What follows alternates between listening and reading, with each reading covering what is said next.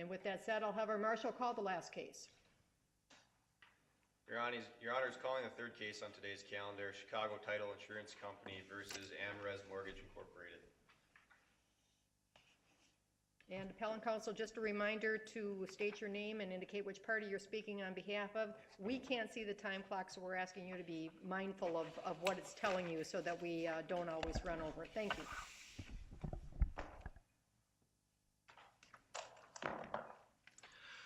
Thank you, Your Honor. May it please the court. Scott Flaherty with the law firm of Briggs & Morgan for appellants Amrez Mortgage, Provident Financial Services, and Alan Reed. Reed, Provident, and Amrez appeal a judgment entered against Reed and Provident because long-standing Minnesota law holds that a judgment entered without service of process is void. Here, the district court found in the judgment at addendum page 15 that service didn't occur. That makes the judgment that was entered void. The court's analysis can be as simple as that, and it can follow the roadmap laid out in this court's recent decision in Bond. Now, the parties... We're persuaded by your argument about lack of personal jurisdiction with respect to appellants Reed and Provident Financial. What's the relief that would be appropriate? So, because the district court's judgment is void, it needs to be vacated. The relief for this court is not reversible, rather vacature. Essentially, it never happened. Well, what about Amrez? Amrez was a proper party, was served, was represented. Why wouldn't the judgment be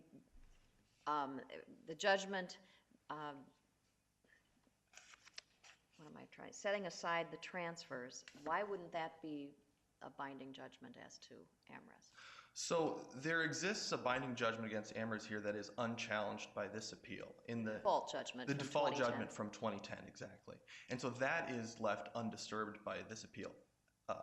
Amrez's standing here in this appeal is completely derivative of Reed's. The only harm to Amrez is from its obligation to indemnify Reed.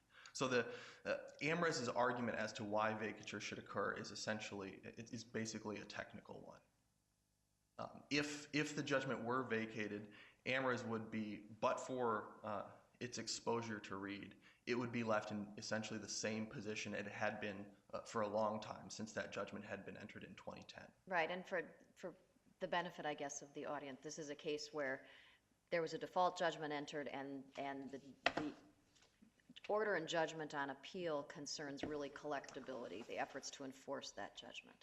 Yes, essentially this case has been in a post-judgment posture since the original final judgment was entered in January 2011, a few months after the default judgment in 2010 against Amrez. So what's occurred since 2011 through the present has been post-judgment discovery and of course the motion hearing that led to this judgment. Like this case, Bond involved a non-party appealing a judgment entered against it. There, the non-party was a corporate entity. Here, Provident is a corporate entity, Reed is an individual. But the relevant facts of the two cases are strikingly similar. And as I said earlier, the analysis in Bond is a roadmap to, first, what this court should do in this appeal, and second, what could have happened had due process been complied with in the first place. So there's a few mechanisms that Bond lays out about how a judgment creditor, like Chicago Title, can go about seeking to impose liability on non-parties. There's essentially two classes of ways to do that. One class is to resolve the dispute just between the judgment debtor and judgment creditor. An example of that is that a judgment creditor could ask a district court to say, Your Honor, issue an order allocating all liabilities owed to the judgment debtor to me. And then the judgment creditor can go enforce those liabilities itself. In this situation, had that occurred, it would be Chicago Title taking ownership of this alleged debt due to Amrez, and then starting a lawsuit against Reed or Provident. But Bond also explains that a separate lawsuit isn't required. You also can move for leave to amend under Rule 15 to serve and file an amended pleading, bringing in new parties into the lawsuit. So that's what didn't happen here. Neither of those happened here. So what happened is the liability of two non-parties was adjudicated and reduced to a money judgment without them ever being made parties and without service on them. Now, how do you respond to the argument that Chicago Title is making that this court shouldn't even be looking at the issues of personal jurisdiction in the district court because there has been no final judgment from which a proper appeal can be taken? So we've two responses to that, essentially. Finality is almost always required for appellate jurisdiction, and it's present here under two different grounds in Federal Rule of Appellate Procedure 103.03. The first is A, which states that a final judgment is appealable. The definition of a final judgment under Minnesota case law, including this court's precedents, is that a judgment is final if it resolves all claims between the parties. On September 26th, 2014, after the district court, the clerk of the district court entered that judgment on the docket, at that point, there were no remaining claims between any parties. Garden variety finality under 103.03a was present at that point. So that's the first response. But even if that weren't present, there's a separate appellate rule about finality in supplementary proceedings, and that's F under Rule 103.03. That provides that where there's a final order or judgment that determines the right of an appellant, that is appealable. And that our contention here is that we have both, but we certainly have, it's even clearer that we have a 103.03 final order. In the Minnesota Supreme Court's decision in 2000 decision in a state of Jonick, which is cited in the brief, there the Minnesota Supreme Court said that clause under 103.03f is talking about when an order determines the right of the appellant. And what's interesting about that case, and the reason I bring it up, is most of these cases discussing finality and appellate jurisdiction, they always use the phrase, they always talk about the parties, the rights of the parties, the claims of the parties. Jonick used the appellant, not the parties, because it contemplated what Bond saw, and what we have here is there are times under state law where non-parties are appellants. And so when non-parties' rights are conclusively adjudicated, we have finality in a supplemental proceeding. And finality is What if I agree with you on that? But what about the fact that in the order for judgment, the September 24th order for judgment, there's a reference to the judgment creditor or sheriff of Hennepin County or any county in which the judgment is docketed is authorized to levy and execute. What if things hadn't been docketed? Is this judgment final when in fact I think we know as a matter of record that judgments hadn't been docketed? It's true this judgment hadn't been docketed as of that point, but docketing and entry are separate concepts. And so entry occurs under the rule in the statute when the clerk signs the judge's order and enters it on the judgment roll. That is entry of judgment, and that starts the appellate clock. Docketing is a separate process. Entry of judgment occurs once, that clock starts once, and if appeal isn't taken, it's over. You can't appeal later. A judgment can be docketed repeatedly in one county after another after another. So that's the distinction. But don't we know here, didn't in fact Chicago Title take steps to execute right away? I mean, I think the day that the judgment was issued, which I believe was September 26, when the judgment was filed or entered, and I think was unable to actually do that. Doesn't that again suggest that for whatever reason the September 24th document did not result, or the September 24th order did not result in a final judgment? Quite the contrary. So finality requires entry of a judgment. And whether a judgment is executable, to put it simply, is separate from whether it has been entered and is final. How quickly a judgment is executed is always within the power of the judgment creditor, of course. They can act promptly, as Chicago Title did, or they can delay. The appeal clock starts running, and the test for finality occurs when entry occurs. So if upon entry, if there are no remaining claims between the parties under 103.03a, or if it finally determines the rights of non-parties under 103.03f, finality is present and the appeal clock starts to run. Later defects, either in docketing or in execution, are just those. Those are defects that don't stop the appeal clock. Now, the fact that Chicago Title had difficulty here executing the judgment confirms the fact that it's void. The district court properly refused to docket it because it purported to be a judgment against non-parties. And at the same time, the district court denied the motion to join Reed and Provident as parties. So the district court denied that motion after this judgment was entered because it concluded correctly that while this appeal was pending, when this issue was before the Court of Appeals, it couldn't add or subtract parties where the appellant's arguments to this court would be undone if the district court took action. So it correctly concluded that the piece of the dispute relating to what is the legal effect, if any, of Reed and Provident not being parties, that dispute was and still is to this day before this court and until this court issues a decision on that. Let me ask you just a very simplistic question. So if we agree with you, won't that happen? Well, I mean, you weren't here earlier when I said it's Back to the Future Day, but does that not, in a sense, just roll it right back to where you're at and you start at it all over again? It does, Your Honor. And essentially then we're in a place where due process can be complied with. A pleading can be framed, filed, and served. Reed and Provident, if they are in fact sued, can assert their affirmative defenses. Simply saying, you're just saying, let's just start over. We're saying let's comply with due process. Here on these facts, it requires a Back to the Future Day, as you put it, yes. And then, so this appeal, appellant's arguments don't conclusively resolve their potential liability. All they're asking at this stage, the merits are somewhat discussed in the briefs, but really the focus is on complying with due process here. When the merits are reached, it needs to be done in a lawful way under the rules, and then there will be a determination as to whether there were debts owed, whether there was a release, whether that release constituted a fraudulent transfer. Those are in the facts here because the district court discussed it, but those don't dispose of the question of whether or not due process is satisfied when a judgment is entered against non-parties. In order for your clients to be brought in as liable on this judgment, there has to be a finding of a fraudulent transfer, and that's a statutory process, and I think they're factors A through G or even more. I mean, it's sort of a complicated process. And so what happened here is the district court just said, you're liable without going through that process and giving you an opportunity to be heard. That's correct.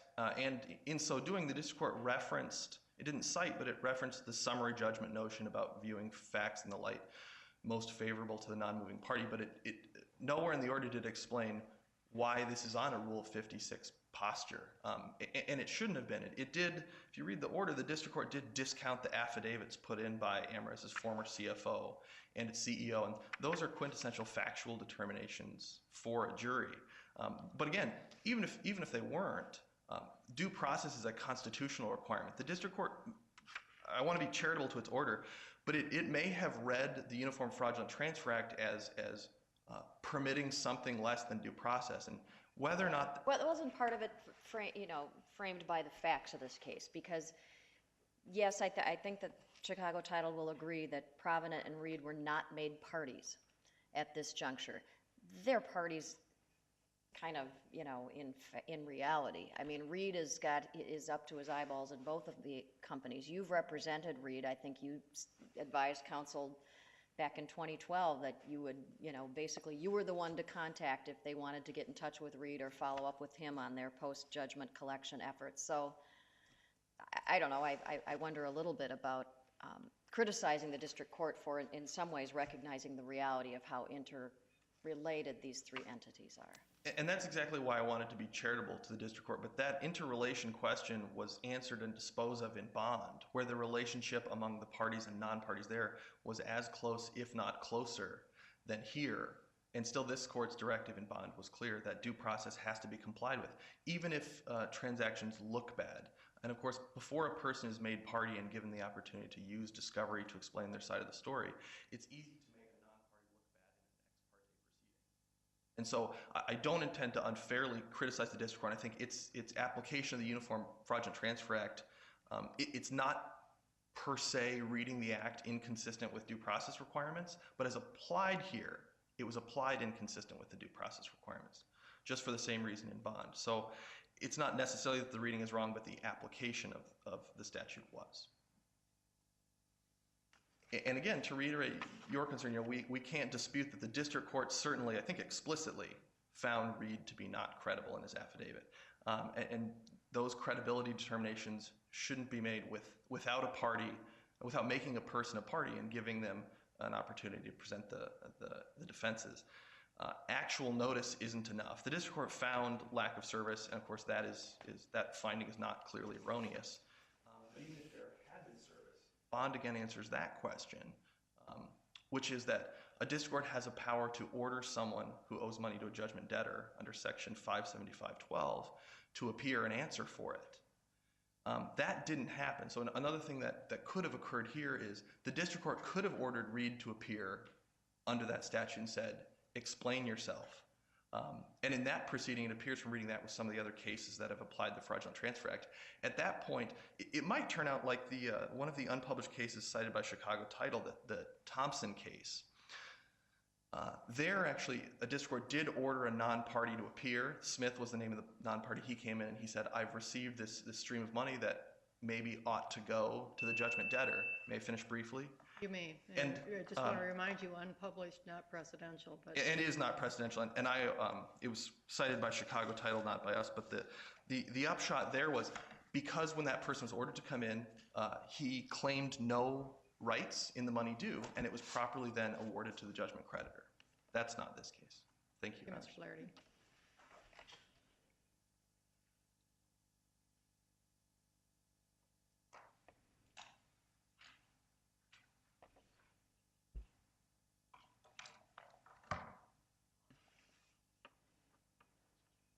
Good morning, Your Honors. May it please the Court. My name is Joe Lauder, Lindquist and Venom, on behalf of Respondent, Judgment Creditor, Chicago Title Insurance Company. Today with me in court is my colleague Charles Nelson, a 2011 University of St. Thomas School of Law graduate, so it's sort of a homecoming for him. An appropriate plug, okay. Now, because of that, I'm going to ask a question before you can even get off the ground. I guess that's, I won't call it a penalty. But Mr. Lauder, what I'd like you to do is to address Judge Bjorkman's question about our jurisdiction as an appellate court to hear this in terms of the finality of the entry of judgment versus the docketing of judgment. I think that's very important because if we agree with you on that, we don't go anywhere else. We have no jurisdiction.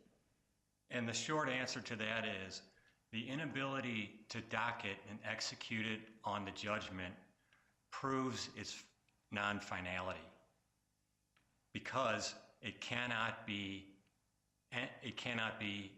entered against a non-party. They are not parties. They were not defendants. That's why we've brought the motion in the district court that's pending to join them as parties defendant.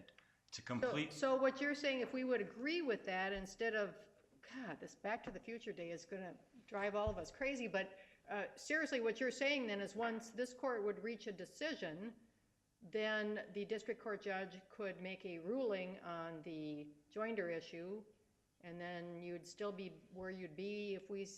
And then we proceed in the district court to complete the process of imposing a monetary judgment upon Reed and Providence. I see, because then it wouldn't be vacated. The process has been interrupted by the appeal. Okay, but I just want to make sure I'm following what you're saying. You're saying the judgment can't be docketed and executed against appellants because they're not parties. So the proper thing to do is to join them now. But now meaning after the district court has determined they're liable on the judgment, so they don't get an opportunity to argue whether they should have had that liability in the first place. The district court has only determined that the transfers are avoidable, and that's an issue that AmRes is relevant to, not Reed and Providence, because it didn't affect Reed and Providence, injuriously affect any of their rights. They are liable to AmRes just as they always have been.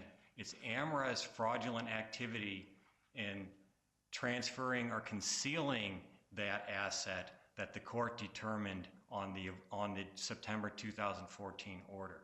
Okay, now I'm confused. I thought that in fact AmRes had forgiven the debts to the tune of, well, lots of money. I mean, over $300,000, $400,000 as to Reed, $300,000 plus as to Provident. I thought that was the fraudulent conveyance, was the agreement to forgive those debts. That is the fraudulent conveyance, and the court's ruling. So if we were to say, I mean, then I don't understand how you can argue that Reed and Provident don't have any rights that have been impacted, because up until the September 2014 judgment, they didn't owe any money anymore to AmRes.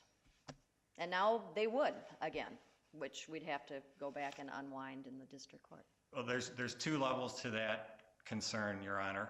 The first is that to the extent they have some defense to that obligation to AMRES that hasn't been or is different from what was heard in the trial court as to AMRES, they'll have that process on the pending motion to join them and make them parties and judgment debtors. But as to AMRES, the process that occurred in the trial court provided AMRES the opportunity to establish and litigate why that was not a fraudulent transfer. So you're saying that appellants aren't bound by the district court's decision that it was avoidable transfer? To the extent that they are not precluded by virtue of privity with that party, I believe that the trial court could entertain some argument that there is not any You're not saying when you get back to district court, you're going to say, oh yes, we agree, they should have the right to litigate their liability and whether or not this transfer was voidable. You're just saying it's an argument that could be made and the district court could rule against them. That's correct, Your Honor.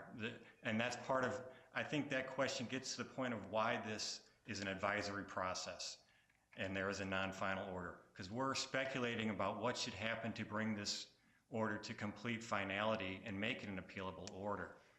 The Rogers versus Meldow case is instructive on that point. It's an unpublished case, but we're in the world of unpublished cases on this case. Bond cited by opposing counsel. Rogers versus Meldow is squarely on point with respect to the issues of appealability. In Rogers versus Meldow, there was an initial motion for avoidance of the fraudulent transfer, just like in this case. The court found there was a fraudulent transfer. A year later, the judgment creditor brought a motion to make that avoided transfer a monetary liability to be imposed upon the transferee. The court entered a monetary judgment against that transferee. Then an appeal was taken. The Court of Appeals allowed the entire appeal to be reviewed, including the avoidability of the transfer ruled upon a year earlier. That process is what the court should follow here because it would allow the court to review the entirety of the transfer, all the arguments that AMRES made and all the arguments that Reed or Provident might make after the court rules upon the pending motion in the trial court.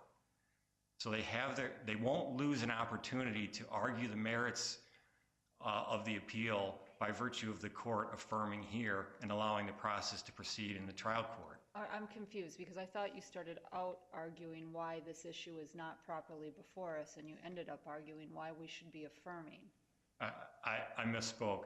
Okay, and I might not have understood it. It's entirely possible. As much as Chicago Title would like this court to affirm so that that issue would not be the subject of a later appeal and subject to all the work and process that's gone into it, this court does not have jurisdiction, and it should. So I'm sure I understand it. Your argument is we don't have jurisdiction because the judgment's not final because it hasn't been docketed and executed. So if we said we agree, appeal dismissed, the second someone dockets this judgment and attempts to execute it, would we not be right back here with the same appeal and the same issue? Because then it would be final and properly before us?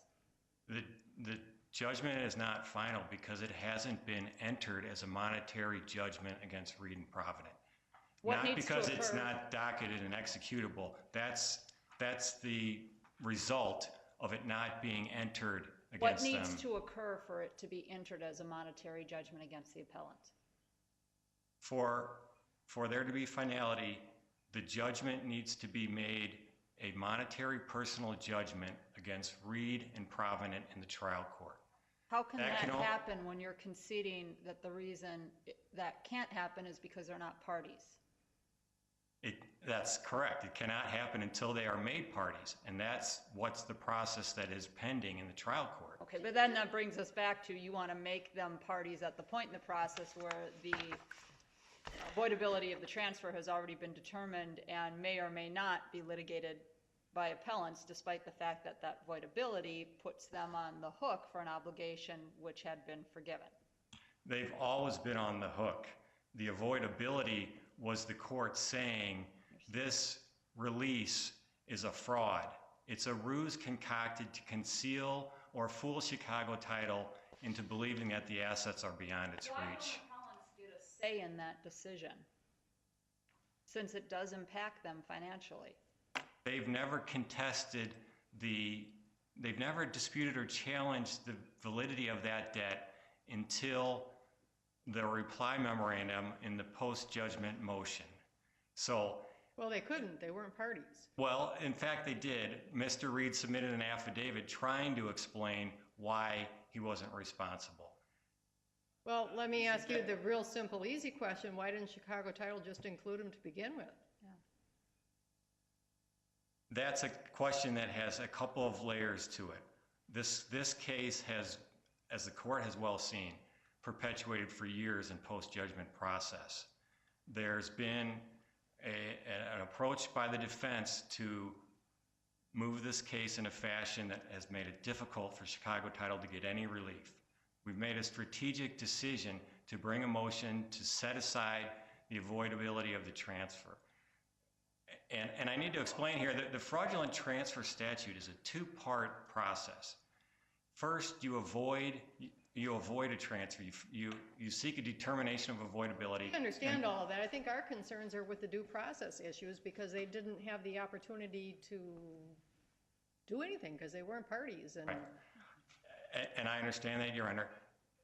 The avoidability aspect of that determination doesn't afford them, under the case law, the right to any process because it only concerns the nature of the transfer.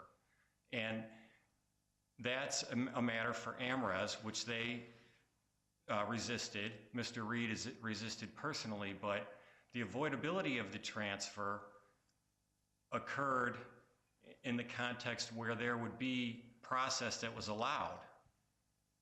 Therefore, the court on the pending motion for imposition of liability will ultimately, if it sees that the issue is not one which is precluded by privity of their relationship to other parties, would allow them an opportunity to respond that they don't owe a debt.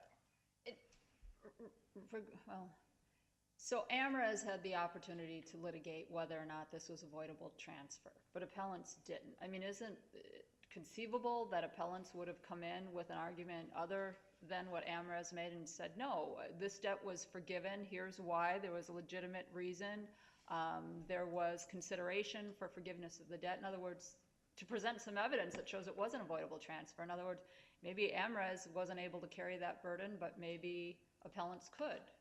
And that's a process that the trial court might allow them if the court finds a But why lack is of it a jurisdiction. might allow? Why are they not entitled to that process when it impacts their financial liability? I think it depends on the specificity of that defense. What is that defense? Is it the same defense that was argued by AMRES? Okay, but does due process require that, I mean, is due process just due, or do you have to show that you actually have a legitimate defense before you're entitled to notice an opportunity to be heard? On the question of avoidability of the transfer, as explained in the Rogers versus Meldau case, there is no process due to the transferee on the avoidability decision as it pertains to the transferor. And that's why there was no process afforded them on the motion for post-judgment relief. They took advantage of the opportunity to be heard, but they weren't entitled to it. The overriding question in this case is, what is the judgment that is being appealed? Is it a monetary judgment of liability on Reed and Providence obligation to AMRES with co-ate unlimited rights of enforcement against them, or was it a partial, non-final judgment of avoidance setting aside AMRES fraudulent transfers and authorizing a permissive right to collect the judgment from AMRES account debtors? Appellants characterized as a perfected monetary judgment, but clearly it is not. No execution can proceed on that judgment because Reed and Provident are not defendants and can't be judgment debtors. Until that happens, the judgment is non-final. This appeal interrupted that process in the district court. It's not a final judgment until the district court rules on that motion and the issues have been brought to finality because there either will be or there won't be an injurious effect on Reed and Providence rights at that time.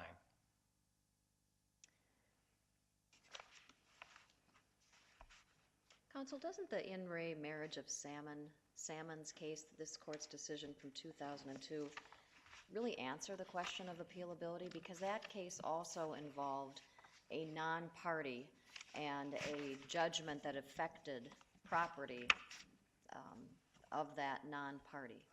Why aren't we bound by that to say, you know what, we do have jurisdiction over this case, even though Reed and Provident don't have monetary judgments against them and weren't parties below?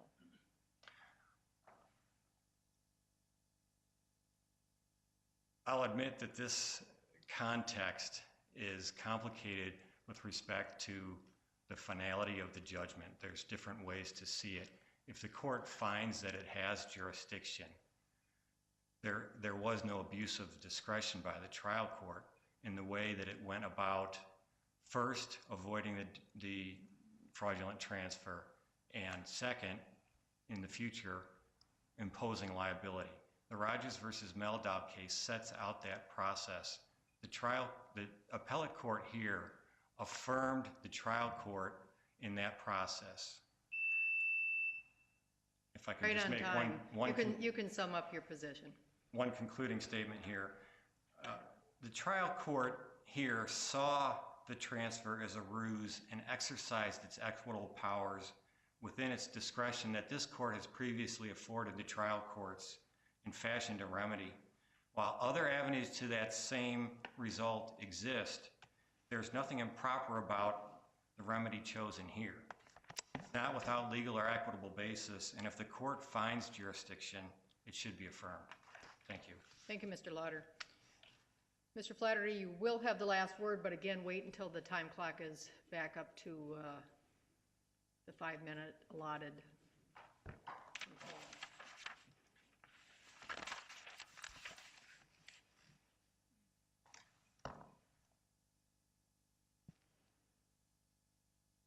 Thank you, Your Honor.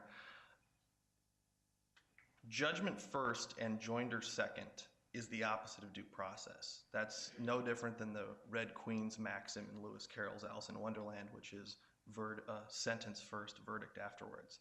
That's not what should have happened, and that's not what's contemplated by the rules, but that's what Chicago Title is asking for today. Now it has either what we contend is a judgment or something that looks very much like a judgment, and then joinder should happen, and then docketing. But in fact, Chicago Title, I have to disagree with something my friend across the aisle said earlier. Chicago Title didn't seek a set-aside in its motion. Page 20 of the opening memorandum in support of its motion to the district court, in the last page, it sought collection of the judgment directly from him. Him is referring to Reed. And then in the conclusion of its memorandum, it wanted to amend the judgment to include Reed, Provident, and the shareholders. It didn't seek a set-aside. It didn't seek a declaration. Suppose it had sought only relief purely against AmRes, and it might have said, we want a declaration that if AmRes released debt to any insiders or related corporations, we want a declaration from this court that any such release is a fraudulent transfer.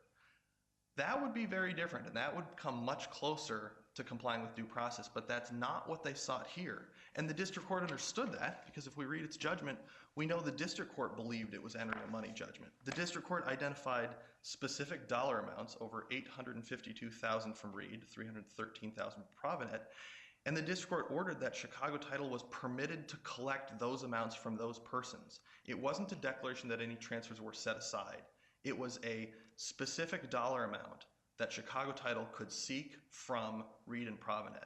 That is a money judgment. Do you agree, and it sounds like maybe you do, with the assertion that this Rogers case says that the transferee in a transfer that's purportedly or allegedly voidable or fraudulent doesn't have a right to be heard on whether or not the transfer is voidable? Only the transferor gets to fight that battle. I have to say no, but that's an exceptionally nuanced question, and here's the reason it's nuanced. For a district court to say, even just between two persons or parties, for a district court to conclude that a fraudulent transfer occurred, it must either decide or assume that there was a debt or something transferred. right? And so if a district court found, say here, if a district court found that Reed owed a debt to Provident, that finding cannot bind Reed unless he's a party. And so there's two ways to read the district court's order in these situations, right? Will Reed and other non-parties be allowed to circumvent or ignore that finding in later proceedings or not? If they are not bound by that finding, then it's closer to complying with due process. But that makes any resulting money judgment kind of confusing because the district court has made a finding necessary to its judgment that's open for challenge later. Either Reed be a necessary party at the front end? well, so that was briefed in passing, and the answer to that is no. And because the Rule 19 issue is kind of collateral, I apologize that it wasn't fully fleshed out in the briefs, but the Rule 19 case law, if you read it, the test for whether someone is a necessary party is not, does the plaintiff get the judgment it wants? The test is, can a district court afford complete relief among those already parties? And so to answer the question, among those already parties at the point here would be Chicago Title and AMRA. So the question is, there is no necessary party requirement for Reed here because Chicago Title could have sought, for instance, an assignment of any debt currently owed or that was owed from AMRA's, and then it could assert those fraudulent transfer arguments against Alan Reed when he was a party. But again, that's not what happened. So it's a tough question to answer about what's the effect of this, because if you don't join the transferees as a party, which interestingly in Meldal, they were joined as a party. It's unclear if they were joined simultaneously with the entry of judgment or not, but it does refer to them being joined. Obviously, if they're joined simultaneously with the judgment, that's a due process violation as laid out in the U.S. Supreme Court case in Nelson versus Adams in our reply brief. But the upshot of all of this and all of these unpublished cases is it's best practices to make people parties before adjudicating their liability rather than having the district court engage in sort of hypothetical assumptions about the existence of debt in order to reach actual judgments about fraudulent transfers. So if this court has jurisdiction, what should we do and what happens next in this case? This court should only vacate the district court's judgment and do nothing else. And that doesn't impact AMRAS? And that doesn't affect the prior judgment against AMRAS from 2010, that's correct. But it would give AMRAS another opportunity to argue again that these conveyances were fraudulent, an argument it's already had a chance to make. Correct? Can you rephrase the question? Well, I mean, if we vacate, if it's a complete do-over, then AMRAS arguably gets to relitigate the issue it already litigated on its own behalf. I think that's right, Your Honor, yes. And how does that make sense when it's Reed and Provident that have the due process arguments? Because this goes to my answer to Judge Larkin. So if we are going to litigate the issue of fraudulent transfers, if that's the issue, to that claim, which has not been raised in any pleading yet, that requires the transferees and the transferor. So in that litigation, but that is not what happened here. The transferees were never made parties. And again, in Meldal, whether they were properly made parties, they were made parties, and it said so. Don't get too far afield because your time has run. All right, I want to thank both attorneys for your excellent presentations on this matter. As the students certainly have gleaned, this is a complicated type of proceeding, procedurally as well as factually. Now, with that said, this court will stand in adjournment relative to its oral case presentation.